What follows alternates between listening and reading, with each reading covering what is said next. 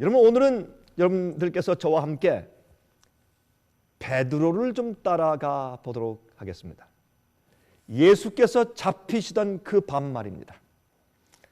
베드로가 이제 예수님께서 곧 왕이 되실 것이라고 큰 그 정말 기대에 부풀려 있었던 그 베드로가 예수님께서 잡히시는 그날 밤에 겟세마네 동산에서 낙심해서 잠들어 있는 그 밤에 우리 다 같이 지금 베드로를 따라 좀 가보도록 하십시다.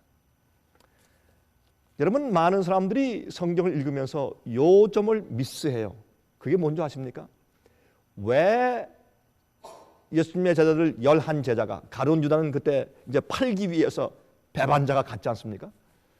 말고 11명의 제자들이, 왜 그들이 겟세마네 동산에서 그렇게 피땀 흘리며 기도하시고 고뇌 가운데 기도하시는 예수님과 함께 깨어서 기도하지 못하고 왜 잤느냐 말이에요. 이거는 참 우리에게 이상한 그런 의문을 주는 숙제가 아닐 수가 없습니다. 그들이 왜 잤을까요? 그거 참 이상하지 않습니까? 아니, 예수님의 그 태도를 보면 알지 않습니까? 그들이 존경하는 그들의 마스터, 그들의 주님인데, 메시아인데 그렇게 근심하시며 기도하시면서 왜 깨어서 기도하지 못하느냐 이렇게 말씀하시는데 그들이 잤어요. 왜 그랬을까요? 많은 사람들은 피곤해서 그랬습니다. 피곤해서 잠을 못 잤으니까 자꾸 그 눈꺼풀이 내려오니까 잠을 자는 것입니다. 여러분, 성경은 그렇게 말씀하고 있지 않습니다. 제가 숙제를 드리겠습니다. 누가복음에 베드로가 아니면 11제자가 다 그들이 잠이 들었다는 그 성경절을 여러분들이 성경에서 한번 찾아보시기 바랍니다. 여러분, 누가복음 25장, 26장 쭉 읽어나가 보세요. 그래서 제가 숙제를 드리는 것입니다. 집에 가서 한번 읽으면서 찾아보세요. 거기에 어떤 말씀이 있는가? 그들이 슬픔에 잠겨서 잠들었다, 그렇게 말씀했어요. 요 문제를 많은 믿는 사람들은 미스해요. 그들이 피곤해서 잠든 것이 아니에요. 아무리 피곤해도, 여러분, 자기들의 주님 예수님께서 저렇게 힘드신데 아무리 피곤해도 그들이 깨어서 같이 기도했어야죠. 많은 사람들은 철야 기도도 하고 금식 기도도 하는데 뭐가 힘들어요? 그런데 그들이 맥이 쭉 빠져서 주님이 그렇게 기도하시는데 그들이 잠든 이유는 가만히 보니까 뭐가 없어요? 이 세상에 희망이 없어요. 소망이 없어요. 가만히 보니까 그들이 예수님이 왕 될 줄 알고 확 기대했는데 보니까 가만히 예수께서 말씀하기를, 아니다, 내가 곧 잡혀서 매를 맞고 내가 죽는다, 십자가에 못 박혀 죽는다, 내가 3일 만에 부활할 것이다, 내가 왕 되는 것이 아니다, 내가 죄를 위해서 구세주로 온 것이다, 그 얘기를 자꾸 하시니까 주님 무슨 말씀하시는 겁니까? 베드로가 어떻게 했어요? 베드로가 주님 무슨 말씀하시는 겁니까? 제발 그런 말씀하시지 마십시오. 그러니까 예수께서 뭐라 했습니까? 사탄아, 내 뒤로 물러가라. 그거는 물론 이 베드로의 정신이 사탄에게 지금 붙들려 있는 거 사실이지만, 그러나 예수께서는 뭘 봤습니까? 베드로를 유혹하고 지금 베드로를 괴롭히고 있는, 베드로를 붙잡고 있는 마귀의 존재를 보았어요. 예수께서 사탄에게, 사탄아, 내 뒤로 물러가라, 그렇게 말씀하신 것이에요. 그래서 여러분, 이 베드로가 가만히 들어보니까 주님 왜 이러십니까? 주님 이렇게 죽으시면 안 됩니다, 그렇게 얘기를 하게 된 것입니다.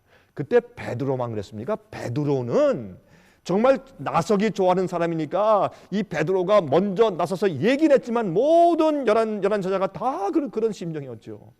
그런데 겟세마네 동산에 와서 보니까 지금 어떤 입장에 있습니까? 예수님께서 초죽음이 되시는 겁니다. 겟세마네 동산에서부터 주님께서 기도하시는데, 아버지시여, 할 수만 있으면 이 잔을 내게서 옮겨주십시오. 할 수만 있으면, 내가 너무 힘듭니다. 내가 육신적으로 이 잔을 마시고 통과할 수 있을지 잘 모르겠습니다. 그렇게 예수님은 연약하게 인간의 육체를 가지고 사신 분이었습니다.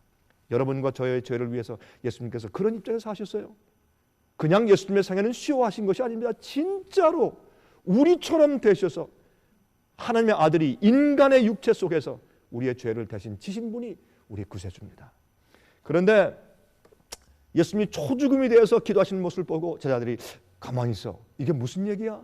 그럼 우리가 집과 전토 다 버리고 가족들 다 버리고 교회에서 출교 당하면서까지 주님을 지금까지 3년 반을 따랐는데, 그럼 이게 말짱황인가? 말짱이가 아무것도 아니고 이게 소용이 없는 것인가? 이게 뭐야? 진짜 예수님이 죽을 것 같네, 진짜 잡혔을 것 같네. 너무나 슬픔에 차서 너무 억장이 막히고 기대가 무너져서 그들이 잠든 거예요. 견딜 수가 없었어요. 그래서 그들이 잠든 것입니다. 여러분, 제가 이 말씀을 드리는 이유가 있습니다. 오늘날 많은 그리스도인들이 문제가 있습니다. 어떤 문제인지 아십니까? 교회적으로 먼저 문제가 생겼어요. 예수를 믿으면 전부 축복을 받아야 되는 줄 알아요. 예수를 믿으면 핍박도 없고 어려움도 없어야 돼요. 예수 믿으면 장사도 잘 돼야 되고, 예수 믿으면 좋은 집이 생겨야 되고, 예수 믿으면 어떻게 해요? 공부도 잘해야 되고, 예수 믿으면 말이죠, 돈도 잘 벌려야 되고, 비즈니스가 잘 돼야 되고. 주님의 축복이 있는 것 사실입니다. 필요에 따라서 축복하시는 건 사실이에요. 그러나 많은 경우에 주님께서 우리의 믿음이 정말인지 테스트하기 위해서 예수님께서 우리에게 어려움을 허락하시고 시련을 허락하세요. 우리가 정말 하나님을 똑바로 섬기고 우리의 전도가 효과가 있을 때는 우리가 번영하고 형통하고 잘 될 때보다 우리 생애 가운데 고난이 있고 고통이 있고 시련이 있을 때도 끝까지 주님과 붙어서 우리의 모든 것을 주 앞에 헌신하고 바칠 때, 그때 하나님께서 우리를 정말로 쓰실 수 있는 것이고, 그때 우리의 효과가, 성령의 능력이 크게 함께 하시게 되는 것입니다. 오늘날 교회에서 이 가르침이 잘못되었어요.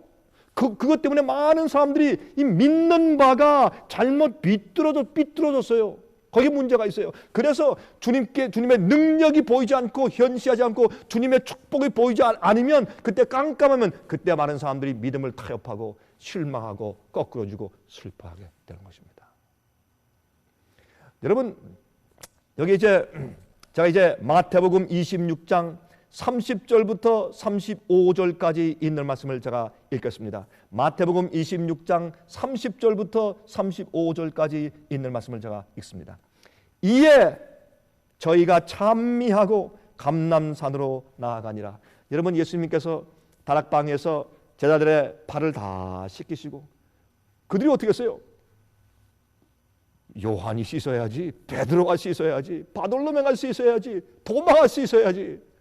다 이렇게 남들의 눈치를 볼 때 예수님께서 허리에 수건을 두르시고, 예수님께서 무릎을 꿇으시고 그들의 먼지와 때 묻은 발을 씻기시고 발가락 속에 있는 그런 먼지를 닦아주실 때 그들이 깜짝 놀랐습니다. 이렇게 우리가 섬겨야 될 것을 예수께서 모범으로 보여주셨죠. 그런 일을 한 다음에 찬송을 부르면서 그들이 감람산으로 나갔다 그랬습니다. 31절에 때에 예수께서 제자들에게 이르시되 오늘 밤에 너희가 다 나를 버리리라 하신대.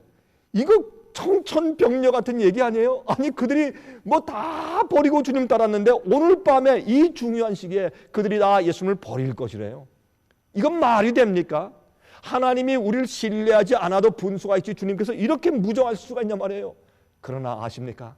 하나님은 우리를 아시니까, 우리 마음의 동기를 아시고 우리를 아시기 때문에 예수께서 오늘 밤 너희가 다 나를 버릴 것이라 그렇게 말씀을 하셨습니다. 자, 그 다음에 또 이렇게 말씀했습니다.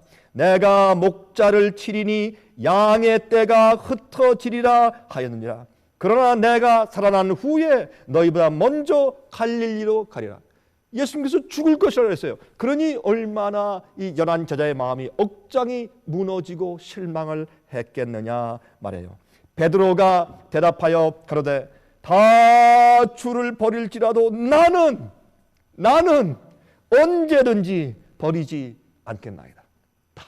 이 사람들까지 다 버려도 나는, 아유 예수님 사람 잘못 봤습니다. 나는 그런 사람 아닙니다. 난 지금까지 배신하고 이런 거 모르고 사는 사람입니다. 나는 죽어도 난 친구 배신 안 합니다.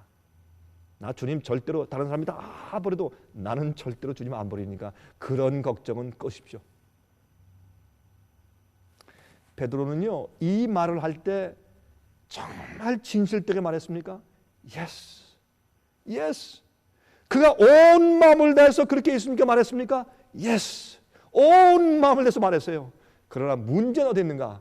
베드로는 자기 자신을 몰랐습니다. 우리도 문제는 우리 자신을 모르는 것입니다. 우리는 주님을 위해서 다 바치고 헌신한 줄 알았는데 어떤 때 우리가 쓰러져요? 시련이 올 때, 우리도 모르게 갑작스럽게 이런저런 시련과 어려움이 올 때 그때 우리가 아주 팍팍 꼬꾸라지잖아요. 베드로가 자기가 그렇게 하려고 해서 주님을 부인한 건 아닙니다. 진실로 다 버려도 난 주님을 버리지 않겠다고 말했습니다. 베드로가 가로되 내가 주와 함께 죽을지언정 주를 부인하지 않겠나이다 하고, 베드로만 그런 줄 아세요? 성경을 보세요. 모든 제자도 이와 같이 말하니라. 베드로만 그랬어요? 아니요, 나머지 제자들이 다 그랬다고 그랬어요. 나중에 베드로만 손가락질했지. 자기들 잘못은 모르고 똑같았는데. 왜? 베드로가 대표였으니까. 여러분, 그럼 우리가 이 말씀을 읽으면서 우리가 무엇을 이해하게 됩니까? 우리가요, 남이 넘어지는 것을 볼 때 이렇게 하지 마십시오. 남이 넘어지는 것을 볼 때 이렇게 하지 마십시오. 왜요? 우리가 남이 실수하고 범죄하고 넘어지는 것을 볼 때 두려움을 가져야 합니다. 하나님, 나도 저 사람과 똑같은 연약한 점이 있는 죄인입니다. 저 사람이 넘어질 수 있으면 나도 그렇게 실수하고 넘어질 수가 있습니다. 주님이시여, 나를 보호해 주시옵소서. 남이 넘어지는 순간에는 입방을 찍고 방정맞게 비난하고 얘기할 때가 아닙니다. 얼마나 많은 그리스도인들이 남의 실수를 보며 그 영혼들을 뜯어먹습니까? 잘못된 태도입니다. 남이 쓰러지고 실수하고 범죄한 것을 볼 때 우리는 두려워해야 합니다. 그런 일들이 내게 생기지 않게 하나님께 기도해야 합니다. 그것이 참 마지막 시대에 사는 주의 참된 교회와 백성들의 태도와 성품입니다. 그때 그들은 그렇게 하지 못한 것을 우리가 여기에 알게 됩니다. 이제 요한복음 18장 4절부터 11절까지 읽겠습니다. 요한복음 18장 4절부터 11절까지는 다음과 같이 말씀되어 있습니다. 예수께서 그 당할 일을 다 아시고 나아가 가라사대 너희가 누구를 찾느냐. 이제 조금 좀 우리가 그 시간을 조금 앞으로 좀 건너뛰어서 예수님께서 잡히시는 그 순간을 좀 살펴보도록 하십니다. 성경에 기록된 그 말씀들을 좀 보십시다. 이제 예수님께서 그들과 함께 이제 기도를 하는데 예수님께서 피땀을 흘리시면서 우리 죄를 지셔서 감당할 수 없는 그런 고뇌를 느끼시고, 마치 예수님 당신 자신이 우리처럼 죄를 지은 당사자인 것처럼 우리 죄를 지실 때 견딜 수 없어서 이 이마에서 피가 흘리는 그런 진땀이 흘렀어요. 그게 예수님의 고뇌입니다. 예수께서 우리 죄를 지셨다. 그냥 그저 무슨 관념적으로 개념적으로 내가 그냥 지고 내가 대신 해줄게 이렇게 한 게 아니에요. 예수님께서는 실제적으로 육신적으로 당신의 몸에 우리 죄를 당신 자신이 지으신 것처럼 우리 죄의 짐을 지시고 우리 형벌을 받으셨습니다. 죄를 지은 자가 회개치 않은 악인이 마지막에 하나님의 자비와 은혜 없이 영원히 멸망당해 죽을 때 그 두려움과 떨림, 그 말할 수 없는 버림받음, 그 처절한 그 우리가 상상할 수 없는 그 아픈 고통의 경험을 예수님께서 우리 대신 지셨다 그 말입니다. 그것이 예수님의 고난이었습니다. 그래서 우리가 주님을 사랑하죠. 자, 그럴 때 저들이 다 잠잘 때 세 번째 오셔서 하실 말씀이 자 이제 가자. 다 끝났다. 가자. 이젠 너희들이 깨어서 기도할 필요 없다. 이젠 다 끝나다 가자. 그리고 그들과 함께 일어나셨을 때 그때 저쪽에 횃불과 함께 몽둥이를 든 폭도들이 오는 것을 보았습니다. 그 앞에는 너무나 잘 알고 있는 3년 반 동안 같이 동고동락한 제자 가룟 유다가 예수를 키스로 팔기 위해서 주모자가 돼서 오고 있는 것입니다. 여러분이시여, 앞으로 하나님의 백성들을 팔고 배반할 사람들이 우리가 모르는 사람들인 줄 아십니까? 아닙니다.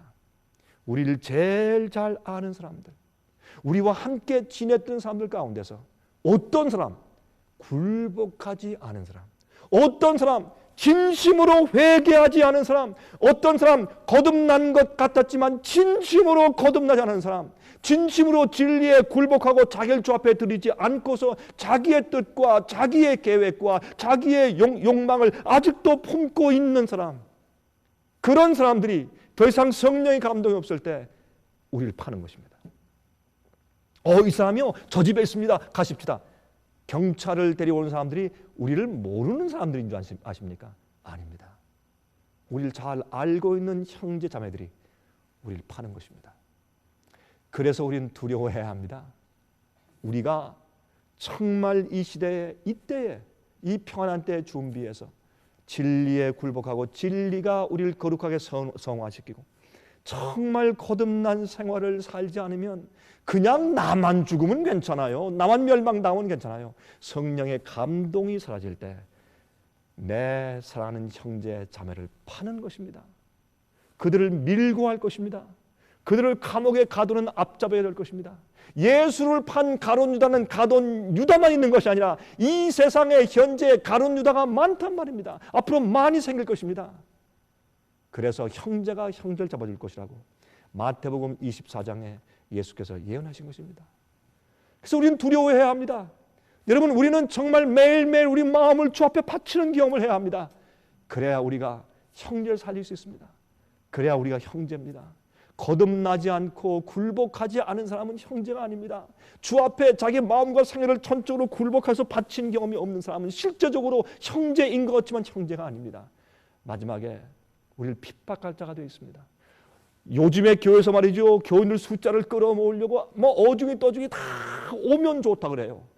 그렇게 해서 쭉적일 모으는 것입니다. 사람들 감정적으로 북돋는 그런 예배 순서를 만들어서 기분 좋게 만들어서 진리대로 와서 진리 깨닫고 자기를 굴복하고 버릴 건 버리고 개혁하고 자기가 죽고 십자가 지는 것을 가르치지 않고 그냥 사람들만 모아놓으니까 어떤 형편이 되었습니까? 앞으로 우리를 잡아 죽일 핍박자들을 잔뜩 교회들에 모아놓은 겁니다.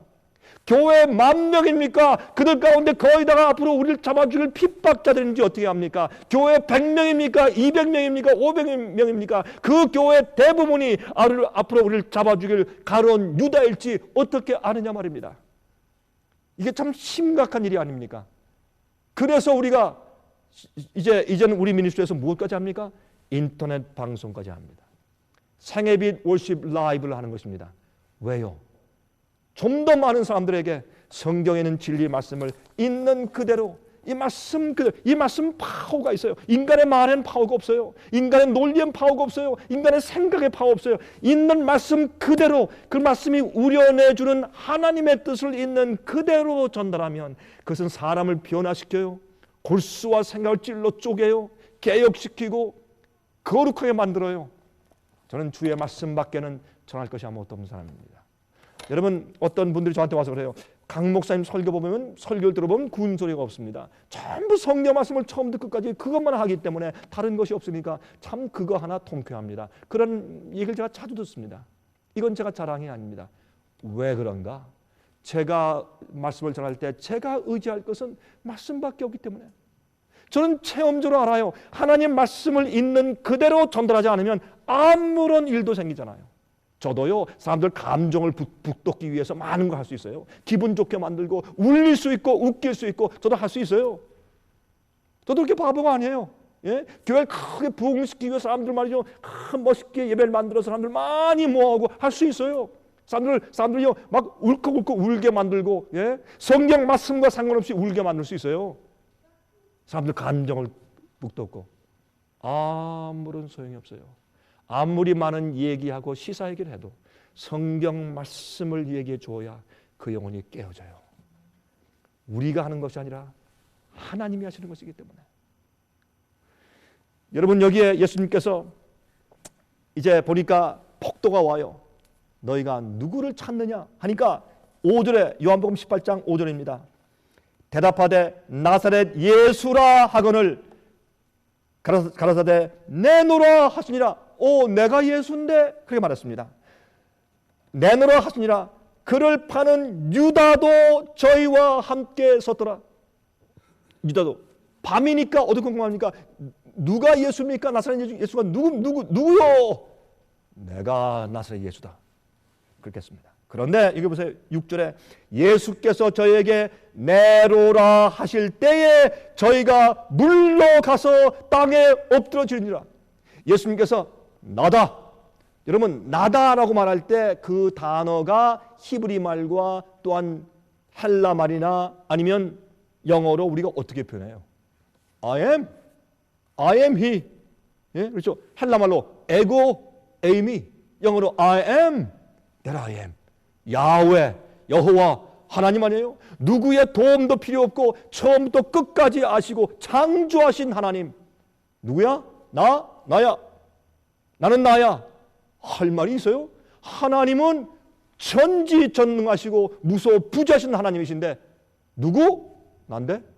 나야.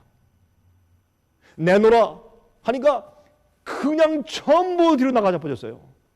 그때 예수님 됨의 그 권위와 능력에 천사의 빛에 그들이 그만 뒤로 나가자 버렸어요. 두려웠어요 그들이. 자, 주님의 능력이 현실됐습니다. 예수님께서 약해서 잡혀가신 거예요? 아닙니다. 하나님의 계획을 이루시기 위해서 잡혀가신 것이지 주님께서 뭐 힘이 없어 잡혀가신 것이에요? 아니죠. 7절입니다. 이에 다시 누구를 찾느냐고 물으신데 저희가 말하되 나사렛 예수라 하거늘 예수께서 대답하시되 너희에게 네로라 하였으니 나를 찾거든 이 사람들의 가는 것을 용납하라 하시니 예수님께서 이 사람들은 가게 해라. 나만 잡아가면 되지. 그렇게 말씀하신 겁니다. 이는 아버지께서 내게 주신 자 중에서 하나도 잃지 아니하였사옵나이다 하신 말씀을 응하게 하려 함이라. 이에 시몬 베드로가 지금 뭘 봤습니까?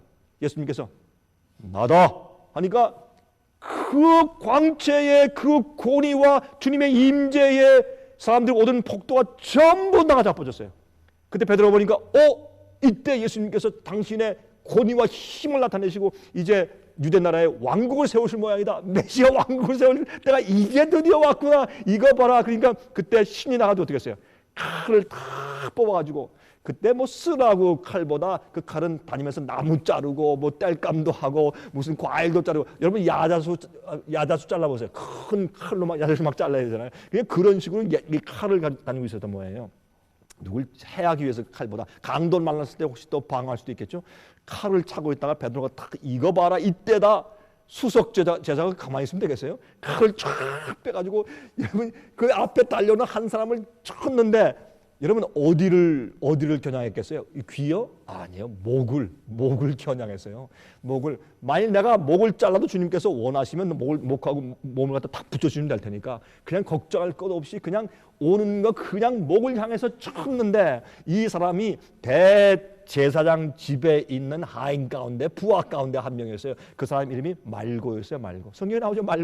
말고가 달려오니까 그냥 목을 향해 쳤는데 이 말고가 좀 잽쌌던 모양이에요. 싹 피하니까 그만 이 귀를 딱 하나 잘라버렸습니다. 귀가 딱 하나 들어졌어요. 예수님께 어떻게 했습니까?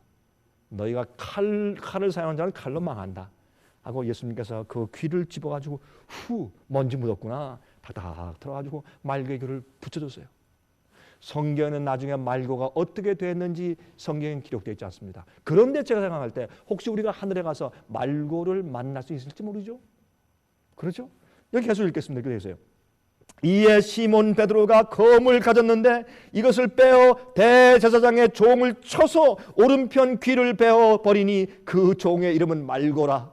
아마 이 말고란 이름이 그 당시 초대교회도 이름이 알려졌었는지 몰라요. 그래서 말고란 이름이 성경 기록되는 것을 우리가 보게 됩니다. 예수께서 베드로더러 이르시되 검을 집에 꽂으라. 아버지께서 주신 잔을 내가 마시지 아니하겠느냐 하시니라.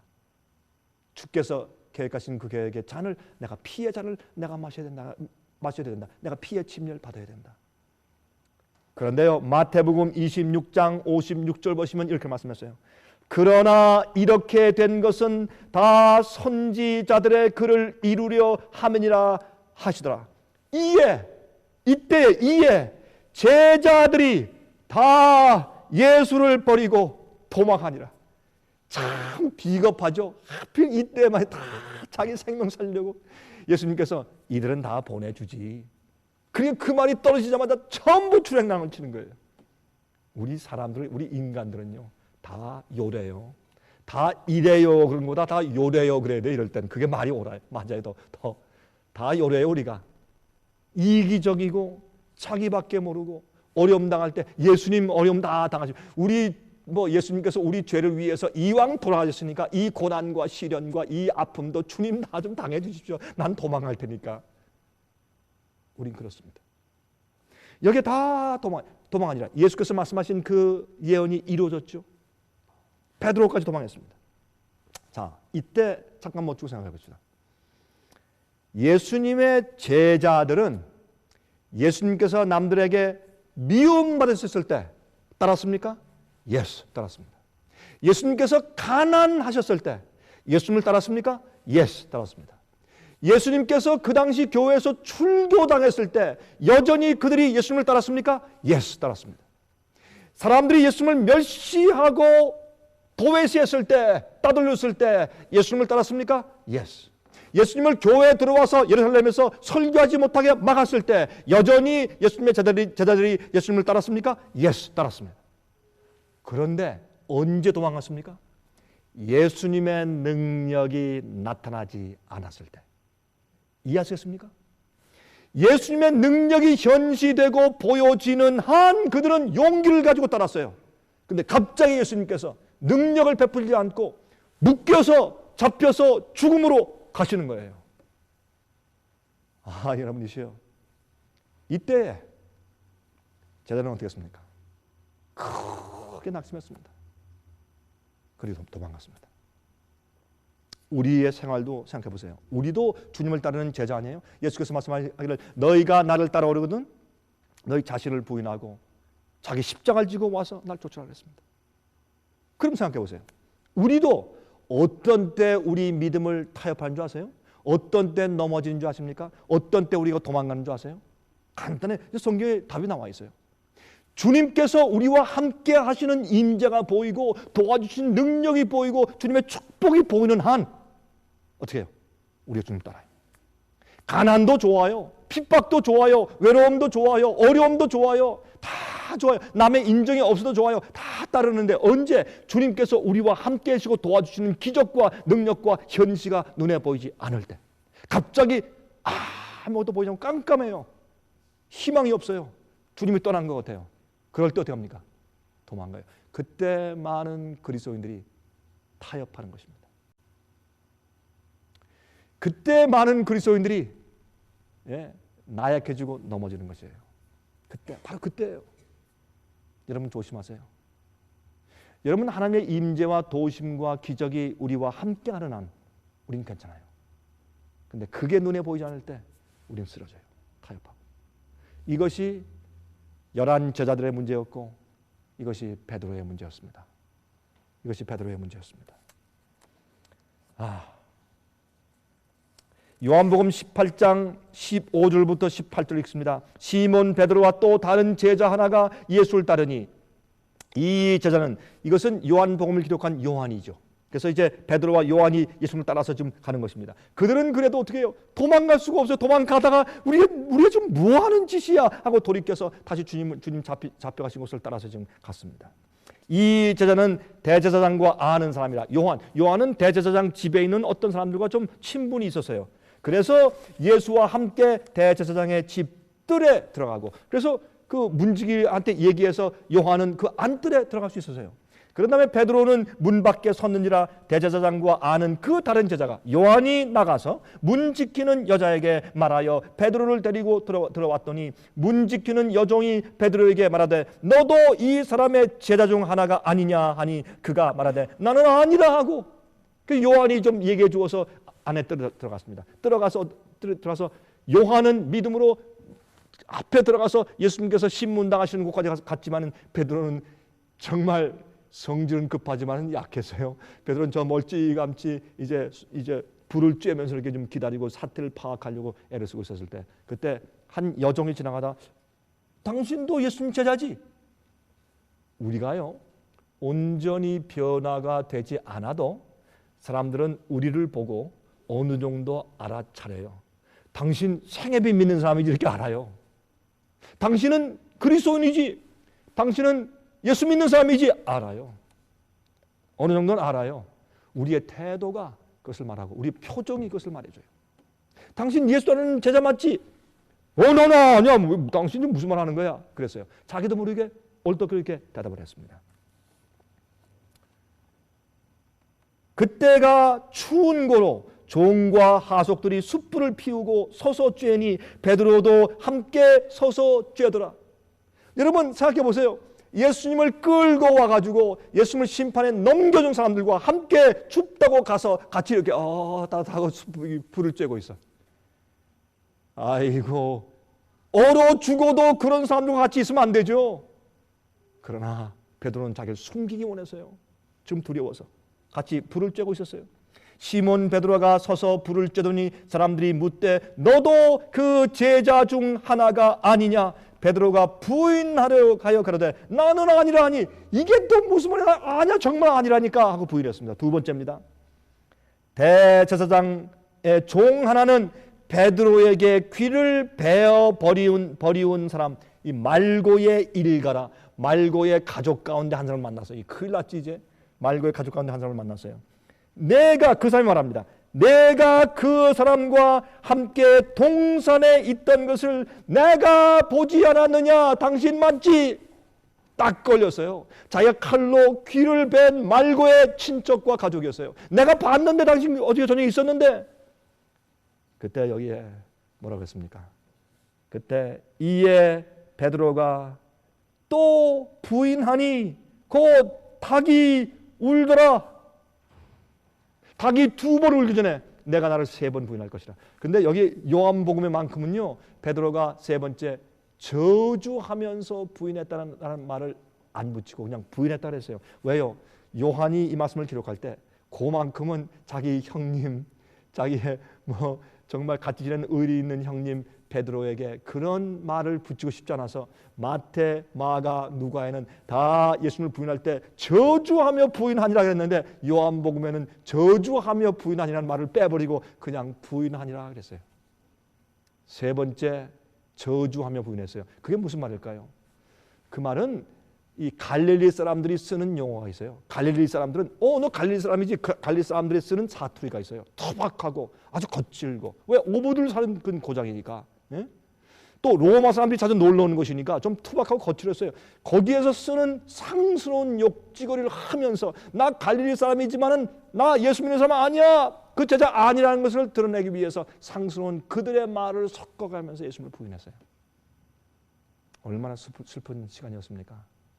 그때에 예수님께서는 베드로가 부인한 그 시간에 재판장에서 수염 뽑히우시고 모욕당하시고 침뱉음을 당하시고 베드로가 세 번째 그런 저주의 말을 쓰면서 예수를 나는 모른다고 부인하는 순간에 예수님은 그 심판정에서 매를 뺨을 맞고 계셨습니다.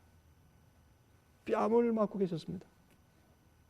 그때 우리 주님의 마음 가운데 뺨을 맞는 것보다, 수염을 뽑히는 것보다, 모욕당하는 것보다, 불신당하는 것보다 밖에서 불을 쬐면서 예수를 부인하는 당신의 수석 제자의 그 태도 때문에 예수의 마음이 더 많이 아프셨을 것입니다.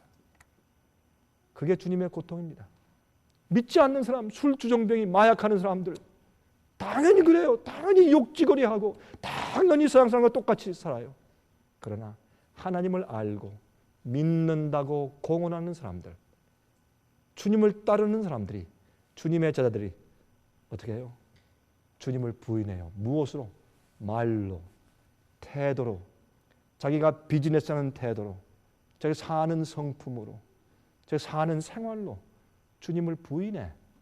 그것이 세상의 많은 마약 장사들과 마피아들과 깡패들과 그 수많은 술주정뱅이들과 그 악한 사악한 사람들, 도박하는 사람들, 그런 사람들보다 하나님의 백성들이 주님의 뜻대로 살지 않는 그들의 생활 때문에 하늘에 계신 우리 주님께서 더 마음 가운데 고통이 많으신 겁니다.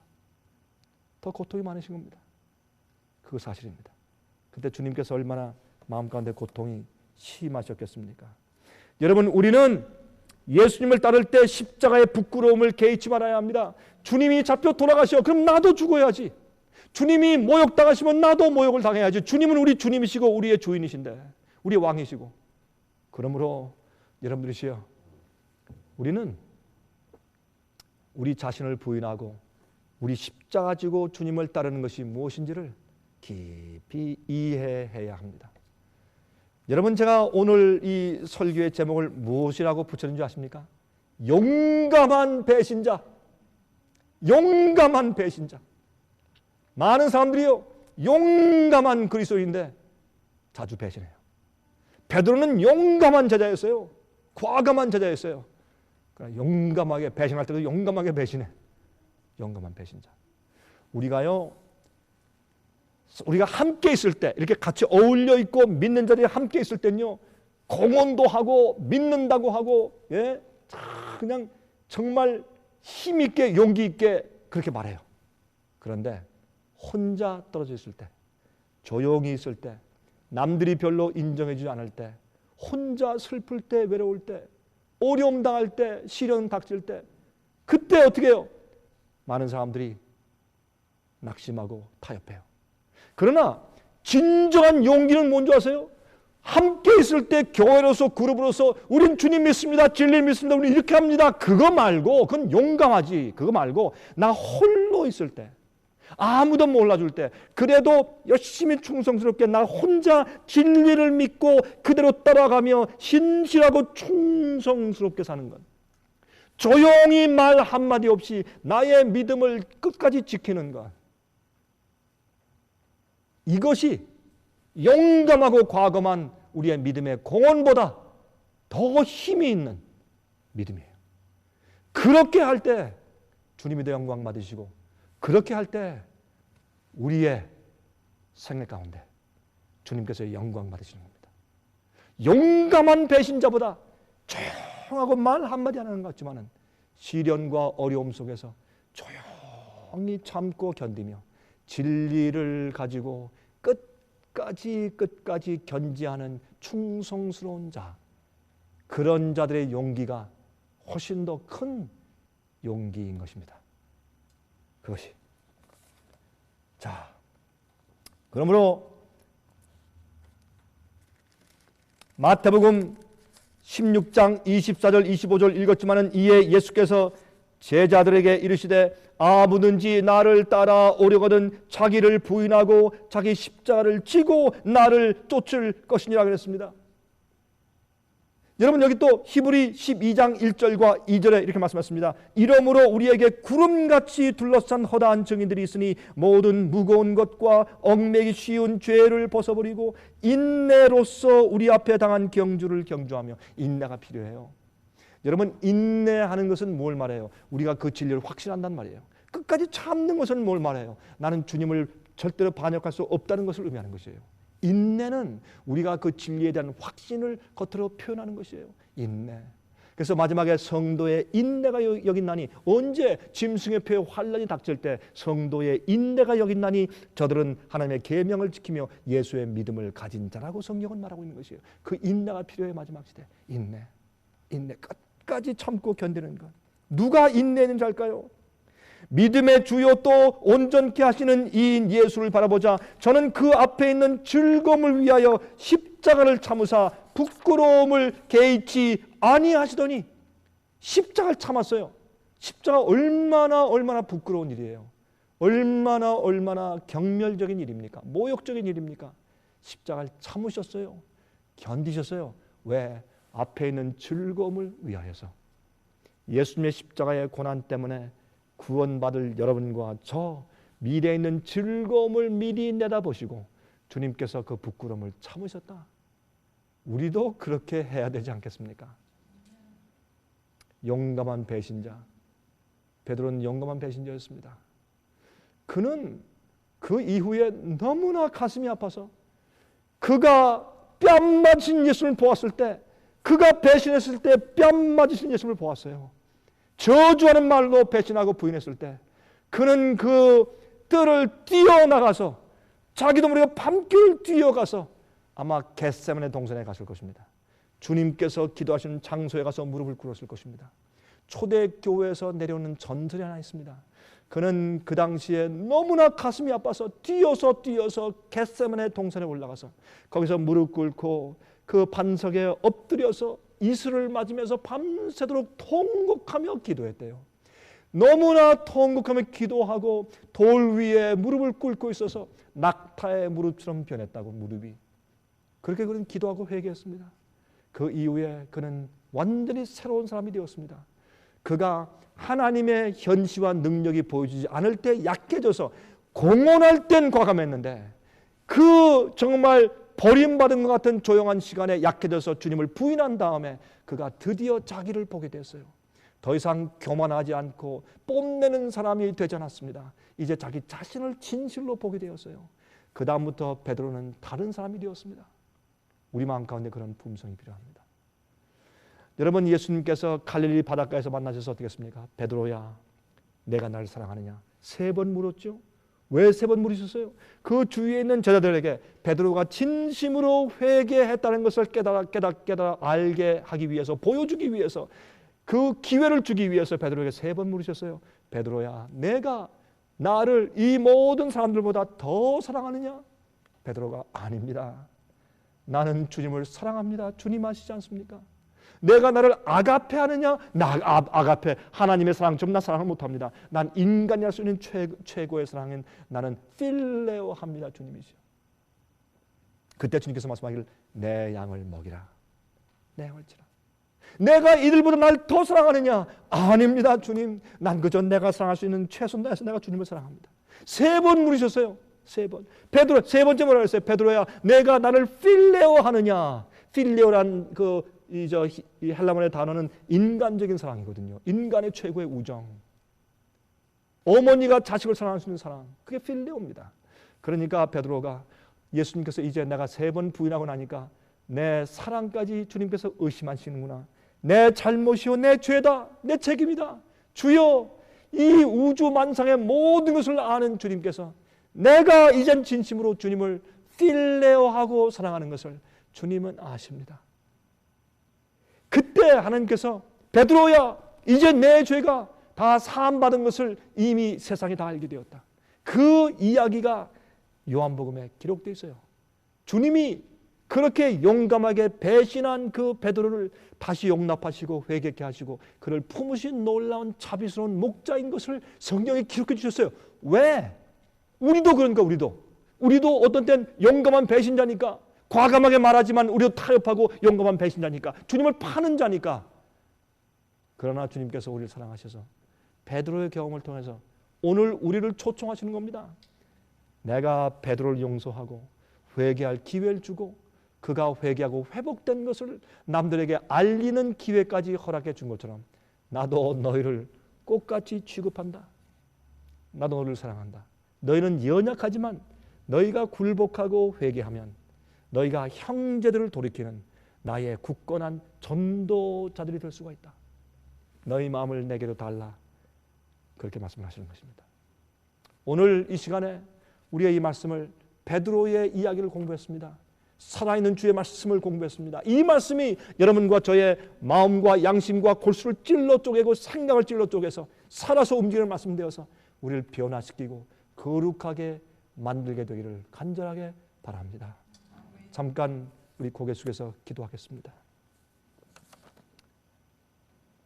자비하신 하늘에 계신 우리 아버지이시여, 오늘 저에게서 하늘로부터 베풀어 주신 만나를 감사합니다. 우리가 영적으로 배부릅니다. 왜냐하면 이 말씀이 우리 마음을 비춰 주었고 들춰내 주었으며 하나님 아버지가 어떠한 분이시며 우리 주님이 어떠한 분이신 것을 다시 우리에게 알려주셨습니다. 그리고 우리가 우리 생애의 위험이 무엇인지를 알려주시고 우리가 주님께 어떻게 신실하게 살아야 할 것을 알려주셨습니다. 감사합니다. 우리도 참으로 회개한 베드로처럼 살기를 원합니다.